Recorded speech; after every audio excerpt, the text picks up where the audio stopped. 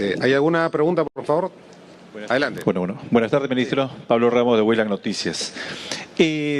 Importante la noticia sobre el estado de emergencia, pero también es importante aclarar de qué manera este se va a dar, sobre todo cuando en tiempos importantes, el año pasado se habló de estado de emergencia y muy poco se pudo realizar en favor de la seguridad. Y sobre todo cuando está en debate, una vez más, el tema del denominado terrorismo urbano, ¿no? Esta mañana el alcalde de Lima lo ha puesto una vez más en agenda. En el Congreso de la República va a ser visitado esta tarde por el alcalde de Los Olivos para hacer la propuesta.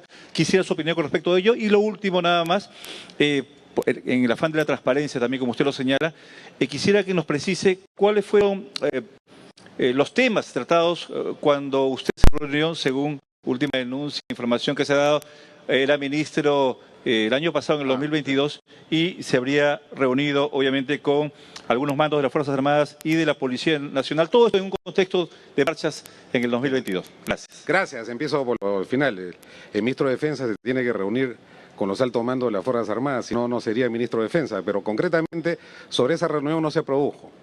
Se produjo una reunión de la alta dirección y simplemente fue un error de la Secretaría al transcribir ese tipo de reuniones. Repito, no tiene nada de malo que el ministro de Defensa se reúna con los comandantes generales o el ministro del Interior se reúna con el comando de la policía, ¿no? Para eso asumimos la dirección política de un sector. Con respecto a la primera pregunta, fíjese, es muy importante.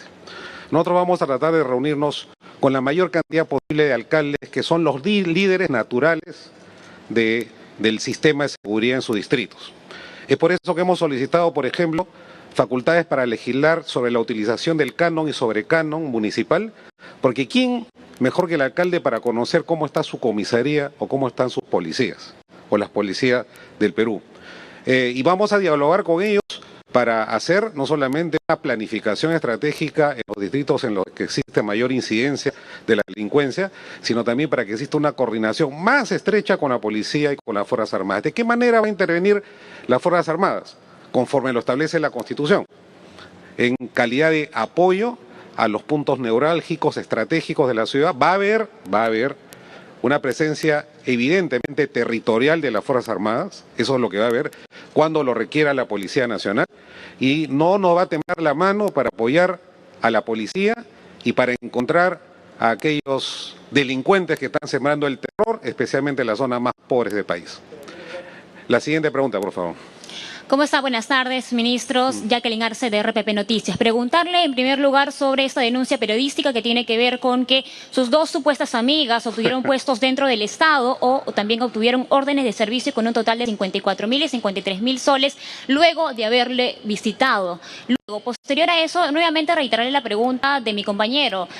Supuestamente se dio una reunión el pasado 11 de diciembre del 2022 durante las protestas sociales. Sin embargo, usted menciona de que no ha existido, pero hay digamos, correos y todo lo que podría comprobar de que sí existió.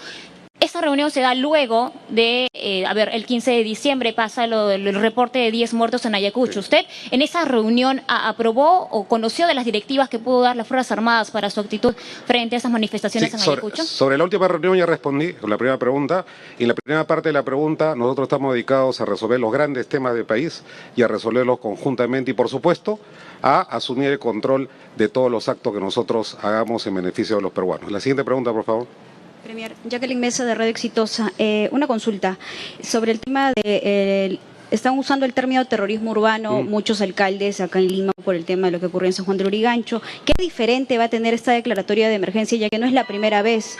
¿Cuál es el plus que va a tener y si va a haber efectividad? Y mi segunda pregunta es por el tema de lo que ha declarado también la Presidenta de la República sobre la declaratoria de emergencia de los 544 distritos de regiones y en qué va a consistir, si podría, por favor, también explicarnos. Gracias. Sí, bueno, el terrorismo urbano existe cuando se propala una situación que atemoriza a la población y que ciertamente crea el caos y el desconcierto. Nosotros hemos podido ver cómo así es que están lanzando granadas en lugares públicos como San Juan de Lurigancho y tenemos que poner coto a esto.